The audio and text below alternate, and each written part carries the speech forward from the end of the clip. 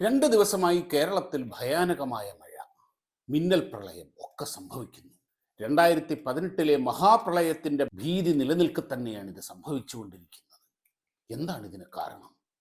മേഘസ്ഫോടനം എന്ന വാക്ക് ഇപ്പോൾ സാധാരണമായി കഴിഞ്ഞു. പണ്ടൊക്കെ വളരെ അപൂർവമായി മാത്രം സംഭവിച്ചിരുന്ന ഈ പ്രതിഭാസം ഇപ്പോൾ നമ്മെ എന്നും ഭയപ്പെടുത്തുന്നു. ഒരു സ്ഥലത്ത് സാധാരണയിൽ നിന്നും വളരെ കൂടുതൽ അളവിൽ മണിക്കൂറുകളോളം നിന്ന് പെയ്യുന്ന മഴയാണിത്. സാധാരണ മഴക്കാലത്ത് പെയ്യുന്ന മഴയുടെ സ്വഭാവമല്ല മേഘസ്ഫോടനം കാരണം ഉണ്ടാകുന്നത്.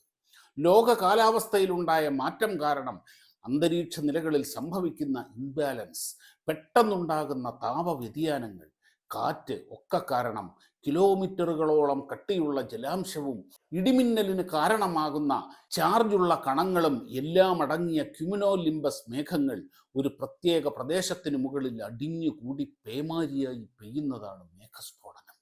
സാധാരണ കാലവർഷക്കാലത്തെ മഴയുടെ അളവ് മണിക്കൂറിൽ 10-15 മില്ലിമീറ്റർ ആണെങ്കിൽ മേഘസ്ഫോടനം കാരണമുണ്ടാകുന്ന മഴയുടെ അളവ് 100 മില്ലിമീറ്റർ ആണ്.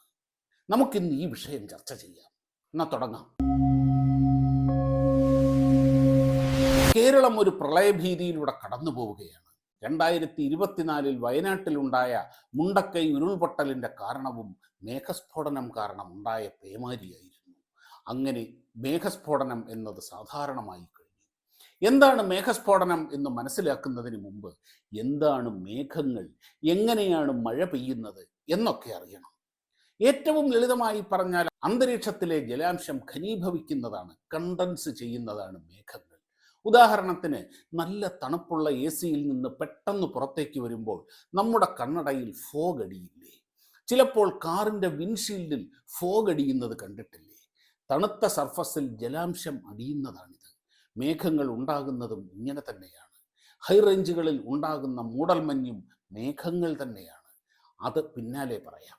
ഇങ്ങനെയുണ്ടാകുന്ന മേഘങ്ങളിലെ ജലാംശം ഒരു ക്രിട്ടിക്കൽ ലിമിറ്റ് കഴിയുമ്പോഴാണ് അത് മഴയായി പെയ്യുന്നത്. കവി പാടിയത് കേട്ടിട്ടില്ലേ? മരങ്ങൾ ചായുന്നു ഫലാഗമത്തിനാൽ, പരം നമിക്കുന്നു ഘനം നവാമ്പുവാൻ, സമൃദ്ധിയിൽ സജ്ജനമൂറ്റമാർന്നിടാ, പരോപകാരിക്ക് താൻ പ്രമാണമാം. എന്ന് വെച്ചാൽ, ഫലങ്ങൾ വന്നു നിറയുമ്പോൾ മരക്കൊമ്പുകൾ ചാഞ്ഞു വരും, മഴത്തുള്ളികൾ നിറയുമ്പോൾ മേഘം മഴയായി താഴേക്ക് വരും. ഒരു ശാസ്ത്രസത്യം ഉപയോഗിച്ച് സജ്ജനങ്ങൾ എപ്പോഴും വിനയാന്വിതരായിരിക്കണം എന്ന് കവിതയിലൂടെ പറയുകയാണ് ഇവിടെ. എന്ന് വെച്ചാൽ, വെള്ളം നിറയുമ്പോഴാണ് മേഘങ്ങൾ മഴയായി പെയ്യുന്നത് എന്ന്. അതായത് എല്ലാ മേഘങ്ങളും മഴയായി മാറുന്നില്ല. അപ്പോൾ മേഘങ്ങൾ പലതരത്തിലുണ്ടോ? തീർച്ചയായും ഉണ്ട്. പഞ്ഞിക്കെട്ടുകൾ പോലെ പറന്നു നടക്കുന്ന മേഘങ്ങളിലും ജലാംശവും ഐസ് ക്രിസ്റ്റലുകളും ഉണ്ടെങ്കിലും മഴയായി വീഴാൻ തക്ക വിധമുള്ള ജലാംശം അതിലില്ല. അവ ജലബാഷ്പം അഥവാ വാട്ടർ വേപ്പറായിട്ടാണ് ഉള്ളത്. അന്തരീക്ഷത്തിൻ്റെ ഉയർന്ന നിലകളിൽ നല്ല തണുപ്പായതുകൊണ്ട് ജലാംശം കണ്ടൻസ് ചെയ്ത് വായുവിൽ സസ്പെൻഡ് ചെയ്ത് നിൽക്കുന്ന അവസ്ഥയാണ് നാം കാണുന്ന മേഘങ്ങൾ. നമ്മുടെ കണ്ണടകളിൽ പറ്റിക്കൂടുന്ന ഫോഗ് തന്നെയാണിവ. എന്നാൽ മഴ പെയ്യുന്ന മേഘങ്ങൾ കറുത്തിരുണ്ടതാണെന്ന് നമുക്കറിയാമല്ലോ. അവയിൽ ജലാംശം കൂടുതലുള്ളത് കൊണ്ട് പ്രകാശം കടന്നു പോകില്ല. അതുകൊണ്ടാണ് കറുത്തിരുണ്ട് കാണുന്നത്. പ്രധാനമായും മേഘങ്ങളെ അവയുടെ സ്വഭാവമനുസരിച്ച് 4ആയിട്ടാണ് തരംതിരിച്ചിരിക്കുന്നത്. അതിൽ ആദ്യത്തേത് സൈറസ് ക്ലൗഡ്സ് എന്ന വിഭാഗമാണ്. തെളിഞ്ഞ ആകാശത്തിൽ തൂവൽ പോലെ പാറി നടക്കുന്ന നേർത്ത വെൺമേഘങ്ങളാണിവ. അതിൽ പ്രധാനമായും ഉള്ളത് ഐസ് ക്രിസ്റ്റലുകളാണ്. തെളിഞ്ഞ കാലാവസ്ഥയുടെ ഒരു ലക്ഷണമാണിത്. അന്തരീക്ഷത്തിൻ്റെ താഴ്ന്ന നിലകളിലാണ് ഇവ ഉണ്ടാവുക. ആദ്യം പറഞ്ഞ ഹൈ റേഞ്ചുകളിൽ ഉണ്ടാകുന്ന മൂടൽമഞ്ഞ്, മിസ്റ്റ്, ഫോഗ് എന്നെല്ലാം പറയുന്നത് ഈ സാധനങ്ങളാണ്. അതേ കൂട്ടുകാരെ, കാൽപ്പനികതയുടെ ഏറ്റവും വലിയ പ്രതീകമായ മൂടൽമഞ്ഞ് എന്നത് വെൺമേഘങ്ങൾ മലയിറങ്ങി വരുന്നതാണ്. അടുത്തത് ക്യുമുലസ് ക്ലൗഡ്സ് എന്ന വെളുത്ത, കുറച്ചുകൂടി വലുതായ തിക്കായ മേഘങ്ങളാണ്. ഇവയുടെ അടിവശം പരന്ന രീതിയിൽ പാറി നടക്കുന്ന മഞ്ഞുമലകളെ പോലെ വെളുത്തിരിക്കും. അവയ്ക്ക് പലപ്പോഴും കിലോമീറ്ററുകളോളം കട്ടിയുണ്ടാകും. അത്യാവശ്യം ഇടിമിന്നലും ഉണ്ടാകും. വിമാനയാത്രകളിൽ ചില സമയത്ത് പൈലറ്റ് എല്ലാവരോടും സീറ്റ് ബെൽറ്റ് ധരിക്കാൻ ആവശ്യപ്പെടാറില്ലേ? വിമാനത്തിൻ്റെ വഴിയിൽ ഇതുപോലുള്ള ക്യുമുലസ് മേഘങ്ങൾ വരുമ്പോഴാണ് ഇങ്ങനെ പറയുന്നത്. അതിനുള്ളിൽ കയറുമ്പോൾ പ്രഷർ ഡിഫറൻസ് കാരണം ഗട്ടറിൽ വീണ പോലെ ചിലപ്പോൾ വിമാനം ആകെ കുടുങ്ങും. അടുത്തത് സ്ട്രാറ്റസ് ക്ലൗഡ്സ് ആണ്. ആകാശം മേഘാവൃതമായിരിക്കും എന്ന് ചില കാലാവസ്ഥാ മുന്നറിയിപ്പുകളിൽ കേട്ടിട്ടില്ലേ? മുഖം വീർപ്പിച്ച് പിണങ്ങി നിൽക്കുന്ന പ്രകൃതിക്ക് കാരണം ആകാശം നിറഞ്ഞ് പ്രത്യേക ആകൃതിയൊന്നുമില്ലാത്ത, ചിലപ്പോൾ ചെറിയ ചാറ്റൽ മഴ നൽകുന്ന മേഘങ്ങളാണിവ. അടുത്തതാണ് നിംബസ് ക്ലൗഡ്സ്. ഇതാണ് ശരിക്കും കറുത്തിരുണ്ട മഴമേഘങ്ങൾ. ധാരാളം ജലവും ഐസ് ക്രിസ്റ്റലുകളും ഇടിമിന്നലുമെല്ലാം ഗർഭം ധരിച്ച ആകാശത്തെ മതയാന കൂട്ടങ്ങൾ. ഇവയാണ് മഴയായി തകർത്തു പെയ്യുന്നത്. ഇതിൽ അപൂർവമായി ക്യുമുലസ് മേഘങ്ങളും നിംബസ് മേഘങ്ങളും ചേർന്ന ക്യുമുനോലിംബസ് മേഘങ്ങളാണ് മേഘസ്ഫോടനം അഥവാ ക്ലൗഡ് ബസ്റ്റിന് കാരണമാകുന്നത്. കിലോമീറ്ററുകളോളം ഒരു ഗോപുരം പോലെ രൂപപ്പെടുന്ന ജലാംശം നിറഞ്ഞ കാർമേഘങ്ങൾ ഒരു പ്രദേശത്തിന് മുകളിലേക്ക് വളർന്നു വളർന്നു പോകും. ഉള്ളിൽ വീർപ്പുമുട്ടി നിൽക്കുന്ന കോടിക്കണക്കിന് ലിറ്റർ വെള്ളം അണക്കെട്ട് പൊട്ടുന്നത് പോലെ ആകാശം ഇടിഞ്ഞു വീഴുന്നത് പോലെ പെയ്യും. മേഘം യഥാർത്ഥത്തിൽ പൊട്ടിത്തെറിക്കുന്നൊന്നുമില്ല. വളരെ ചെറിയ വിസ്തൃതിയിൽ വളരെ കുറഞ്ഞ സമയത്തിനുള്ളിൽ അതിശക്തമായ മഴ പെയ്യുന്നതിനെയാണ് മേഘസ്ഫോടനം അഥവാ ക്ലൗഡ് ബസ്റ്റ് എന്ന് വിളിക്കുന്നത്. അതുകൊണ്ട് തന്നെ മേഘസ്ഫോടനം എന്ന പേരും അന്വർത്ഥമാണ്. ക്യുമുനോലിംബസ് മേഘങ്ങൾ ഉണ്ടാകുന്നതിന് പല കാരണങ്ങളുണ്ട്. പല ദിശകളിൽ നിന്ന് വീശുന്ന കാറ്റ് മേഘങ്ങളെ ഒരു പോയിന്റിലേക്ക് തടുത്തു കൂട്ടി ഒരു പടുകൂറ്റൻ മേഘമാക്കി മാറ്റും. കാറ്റിൻ്റെ ശക്തി കൊണ്ടും ഉള്ളിലെ ഇടിമിന്നൽ കൊണ്ടുള്ള ഇലക്ട്രിക് ഡിസ്ചാർജ് കൊണ്ടും ഇതിലെ ജലാംശവും മറ്റും പെട്ടെന്ന് മുകളിലേക്ക് ഉയർന്നു പോയി അന്തരീക്ഷത്തിൻ്റെ ഏറ്റവും മുകൾ നിലകളിൽ എത്തുമ്പോൾ പെട്ടെന്ന് തണുക്കുകയും അവ കണ്ടൻസ് ചെയ്ത് വെള്ളമായി വൻ മഴയായി പെയ്യുകയുമാണ് ചെയ്യുന്നത്. മലമ്പ്രദേശങ്ങളിൽ വായുവിന് വേഗത്തിൽ മുകളിലേക്ക് ഉയരാൻ മലയുടെ ചെരിവ് സഹായിക്കും, ഒരേടി കയറിപ്പോകുന്നത് പോലെ. അതുകൊണ്ടാണ് മേഘസ്ഫോടനം ഹൈ റേഞ്ചുകളിൽ കൂടുതലായി കാണുന്നത്. കാറ്റിൻ്റെ ഗതിയെയും വേഗത്തെയും കാര്യമായി സ്വാധീനിച്ചിട്ടുണ്ട്.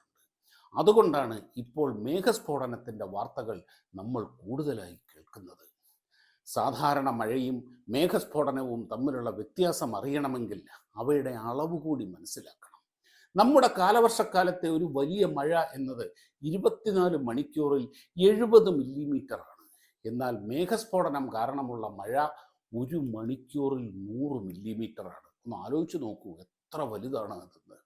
അല്ല, ഒന്ന് നിന്നേ, ഈ 70 മില്ലിമീറ്റർ 100 മില്ലിമീറ്റർ എന്നൊക്കെ പറഞ്ഞാൽ ഈ മഴ അളക്കുന്നത് സ്കെയിൽ വെച്ചാണോ? എന്തോന്നടേ ഇത്?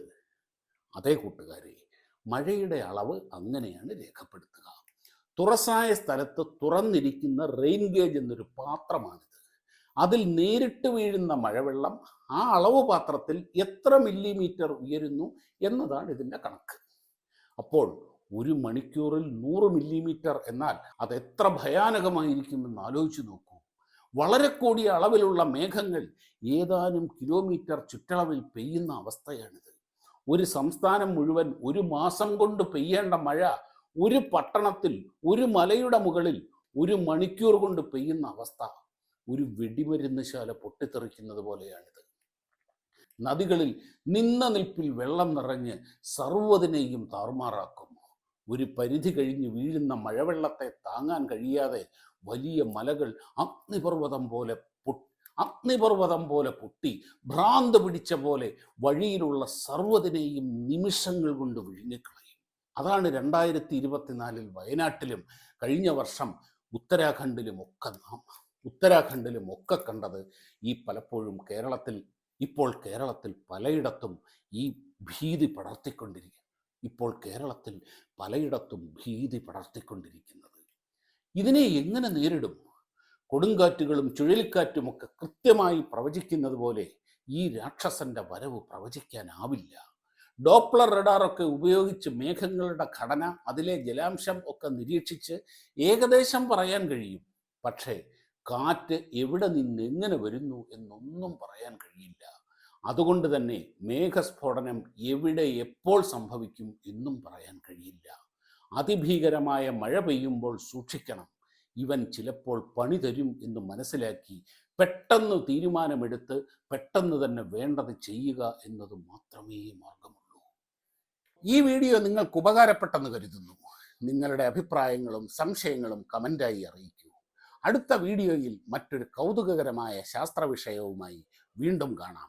അതുവരെ ചിന്തിക്കൂ, പഠിക്കൂ, നിരീക്ഷിക്കൂ, ശാസ്ത്രത്തെ ചേർത്ത് പിടിക്കൂ. നന്ദി, നമസ്കാരം.